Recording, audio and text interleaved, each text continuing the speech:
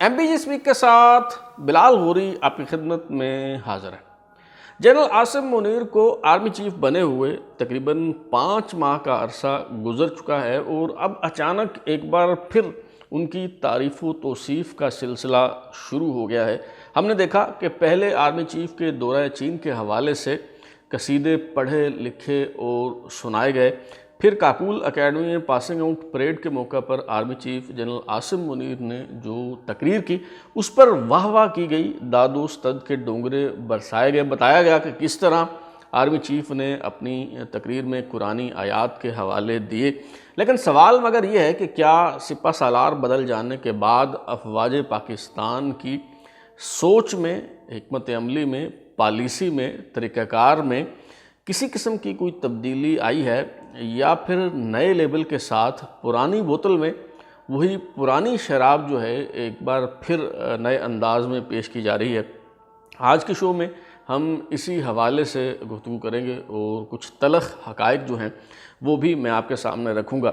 تو سیاست کے محاذ پر اگر دیکھا جائے تو افواج پاکستان کا جو سیاست میں کردار تھا، جس کے بارے میں جنرل قمر جاوید باجوہ نے جاتے ہوئے اپنی آخری تقریر میں یہ بتایا تھا کہ بہت پہلے فوج نے بطور ادارہ سوچ سمجھ کے یہ فیصلہ کر لیا تھا کہ ہم نے کسی قسم کا کوئی سیاسی کردار ادا نہیں کرنا۔ اگرچہ اس کے بعد بھی جنرل قمر جاوید باجوہ کے دور میں فوج سیاسی کردار ادا کرتی رہی، اور پھر جب نئے سپہ سالار آ گئے جنرل عاصم منیر تو اس کے بعد بھی یہ دیکھنے کو مل رہا ہے کہ فوج کا جو سیاسی کردار ہے وہ مکمل طور پہ ختم نہیں ہوا۔ کہیں نہ کہیں فوج جو ہے کسی نہ کسی انداز میں معاملات پہ اثر انداز ضرور ہو رہی ہے۔ ہاں، البتہ یہ بات اپنی جگہ درست ہے کہ جس طرح 2017 سے لے کے 2021 تک فوج کہیں یا اسٹیبلشمنٹ کہیں، وہ جس طرح سے حکومتی معاملات میں مکمل طور پہ آن بورڈ تھی، اور جس طرح سے قومی اسمبلی کے اجلاس میں یا سینٹ کے انتخابات کے دوران جس طرح سے بندے پورے کیے جاتے تھے، جس طرح سے بجٹ پاس کروایا جاتا تھا، اور جس طرح سے باقی معاملات جو ہیں وہ جس طرح سے چلائے جا رہے تھے، میڈیا کو جس طرح سے کنٹرول کیا جا رہا تھا، تو establishment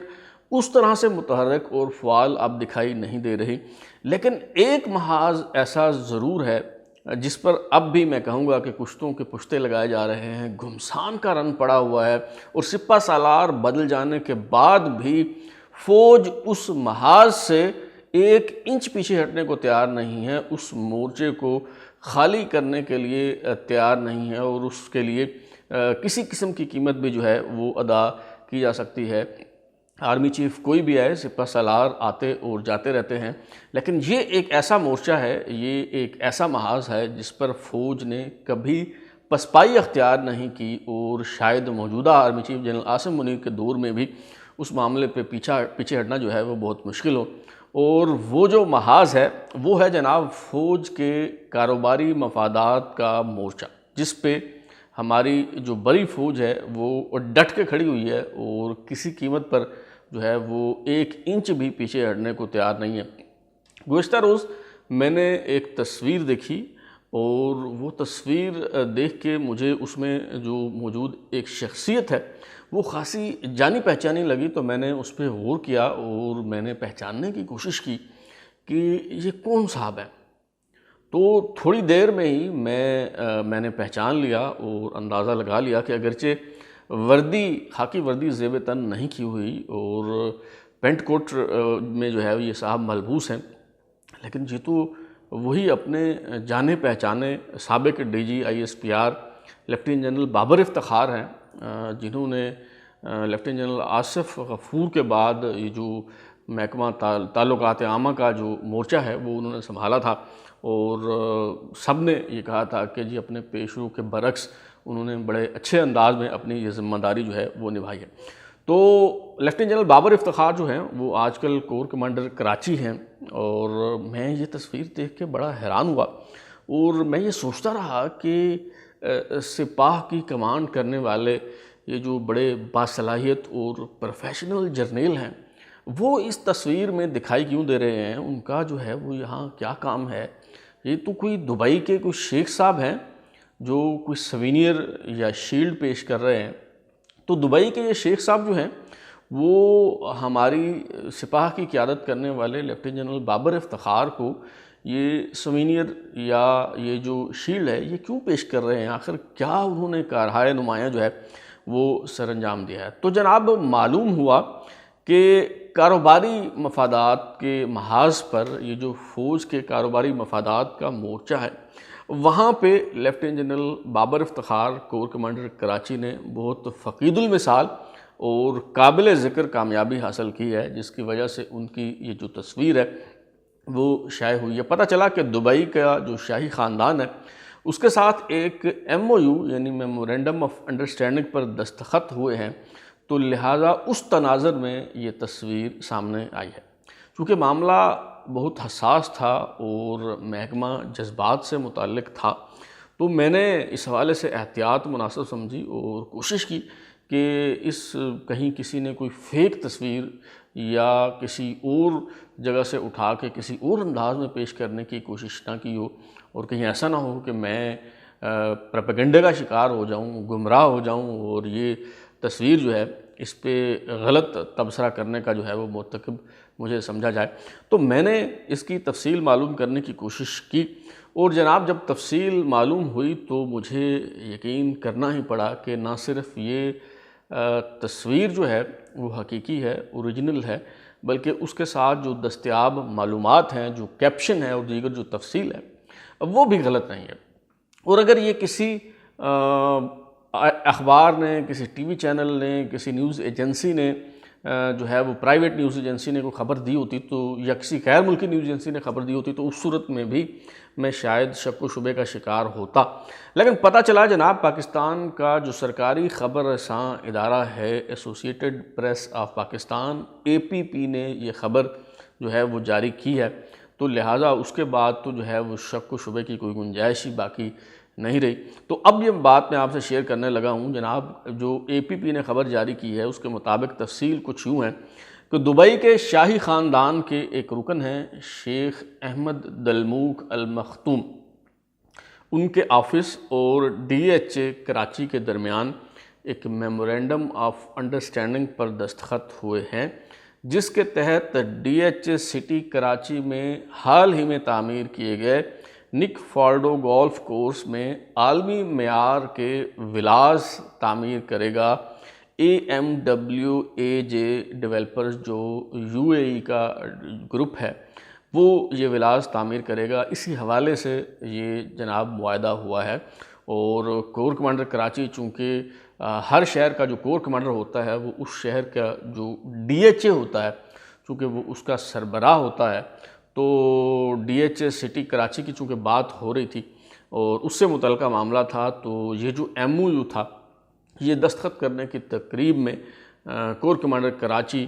lieutenant general Babar Iftikhar صاحب جو ہیں وہ بنفس نفیس موجود تھے۔ اور یہ جو خبر جاری کی گئی ہے، یہ جو بیان جاری کیا گیا ہے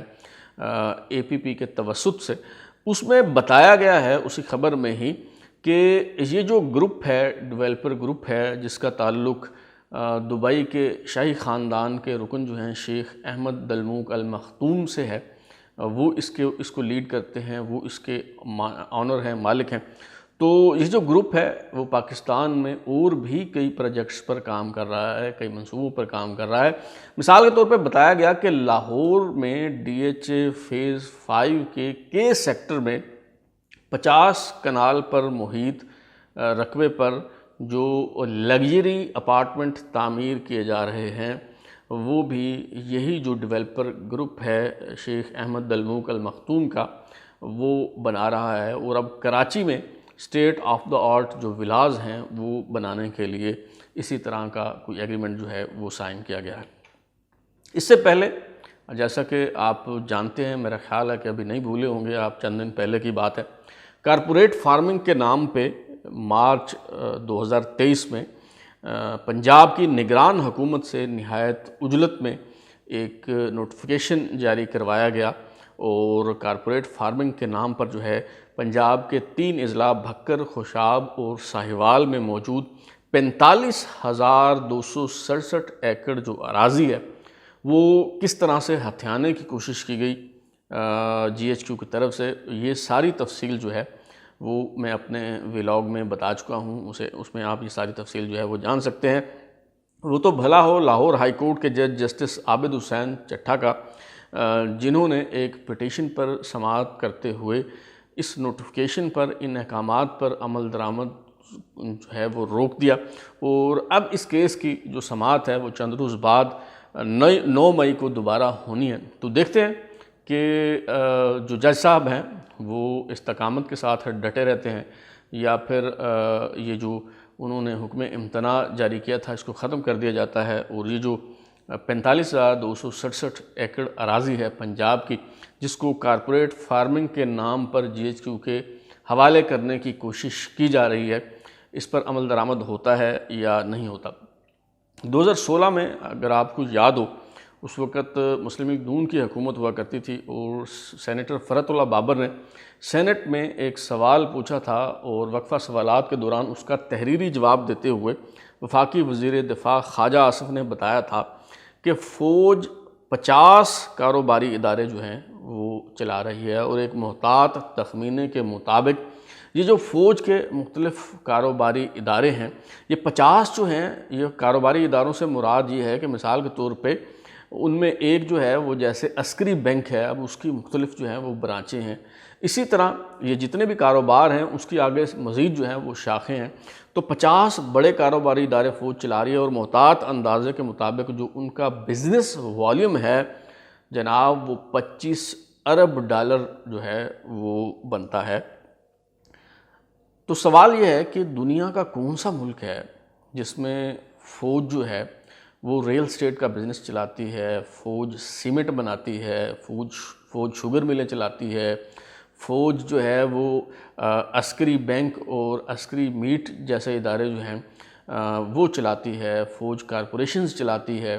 فوج جو ہے وہ یہاں تک کہ چڈیاں اور بنیانیں جو ہیں وہ بناتی ہے۔ تو کون سا ایسا ادارہ ہے، کون سا ایسا جو ہے وہ ملک ہے جہاں فوج جو ہے وہ اس طرح سے کاروبار کرتی ہے اور پارٹ ٹائمر کے طور پہ ملک کے دفاع کا فریضہ بھی جو ہے وہ سر انجام دیتی ہے؟ اس سوال پہ غور کرنے کی ضرورت ہے، اور میرا خیال ہے کہ جب تک فوج کے کاروباری مفادات سے متعلق یہ جو مورچہ ہے وہ مورچہ جب تک خالی نہیں کر دیا جاتا، تب تک فوج بیرکوں تک محدود نہیں ہو سکتی، اور فوج کا جو سیاسی کردار ہے وہ ختم نہیں کیا جا سکتا۔ تب تک سویلین بالادستی کا خواب جو ہے وہ شرمندہ تعبیر نہیں ہو سکتا، تب تک ووٹ کو عزت نہیں مل سکتی۔ اور یہ جو عمران خان صاحب نعرہ لگاتے ہیں کہ غلامی ہم نے نہیں کرنی، تو تب تک یہ غلامی سے نجات نہیں مل سکتی، تب تک فوج کا جو سیاسی کردار ہے، اسٹیبلشمنٹ کی جو ملکی معاملات میں مداخلت ہے، وہ ختم نہیں کی جا سکتی۔ اگر تحریک انصاف کے چیئرمین اور سابق وزیر اعظم عمران خان واقعی سویلین بالادستی پر یقین رکھتے ہیں، اگر وہ واقعی بدل چکے ہیں، اگر وہ واقعی اینٹی اسٹیبلشمنٹ ہیں، اگر وہ واقعی یہ چاہتے ہیں کہ فوج اور ادارے غیر جانبدار رہیں، نیوٹرل رہیں، سیاسی معاملات میں کسی قسم کی مداخلت نہ کریں، اگر وہ واقعی تبدیلی لانا چاہتے ہیں، اور اگر وہ واقعی نیا پاکستان بنانا چاہتے ہیں، تو انہیں چاہیے کہ حکومت کے ساتھ الیکشن کے حوالے سے مذاکرات کرنے کے بجائے حکومت سمیت تمام سیاسی جماعتوں کے ساتھ بیٹھیں اور اس سنگل پوائنٹ ایجنڈے پر بات کریں کہ فوج کو بیرکوں تک محدود کیا جائے۔ فوج کا جو آئینی کردار ہے ملک کا دفاع کرنا، ملک کی سالمیت اور جغرافیائی سرحدوں کے تحفظ کو یقینی بنانا، فوج کو محض اسی کردار تک محدود کر دیا جائے، اور اس کا طریقہ کار یہ ہے کہ جتنے بھی کمرشل ادارے، کاروباری ادارے فوج چلا رہی ہے ان سب کو سویلین کنٹرول میں دے دیا جائے۔ فوج کی جتنی بھی ضروریات ہیں وہ دفاعی بجٹ کے ذریعے پوری کی جائیں، لیکن فوج کاروبار کرنے، ریل اسٹیٹ بزنس چلانے، DHAs بنانے، شوگر ملیں لگانے، عسکری بینک چلانے اور اس طرح کی دیگر جو کاروباری سرگرمیاں ہیں ان میں وقت ضائع کرنے کے بجائے ملک کے دفاع پر توجہ دے۔ یہی راستہ ہے، یہی طریقہ کار ہے۔ اس کے علاوہ اگر کوئی بھی سیاسی جماعت کوئی بھی سیاسی رہنما یہ دعویٰ کرتا ہے کہ ہم سویلین بالادستی کے خواہاں ہیں، ہم ووٹ کو عزت دلوانا چاہتے ہیں، ہم غلامی سے نجات پانا چاہتے ہیں، ہم کوئی نیا پاکستان بنانا چاہتے ہیں، تو اس کے علاوہ جتنی بھی باتیں ہیں سب جو ہے وہ ڈھکوسلا ہیں اور ان کا حقیقت سے جو ہے وہ کوئی تعلق نہیں۔ اب تک کے لیے اتنا ہی۔ بلال ہوری کو اجازت دیجیے، پھر ملاقات ہوگی۔ اگر آپ کو ہمارا شو پسند آیا تو اسے لائک کریں، کامنٹ کریں، شیئر کریں، اور ہمارا چینل سبسکرائب کرنے کے بعد بیل آئیکن یعنی گھنٹی ضرور دبائیں تاکہ آپ کو نئی ویڈیوز کی نوٹیفیکیشنز ملتے رہیں۔ بہت شکریہ۔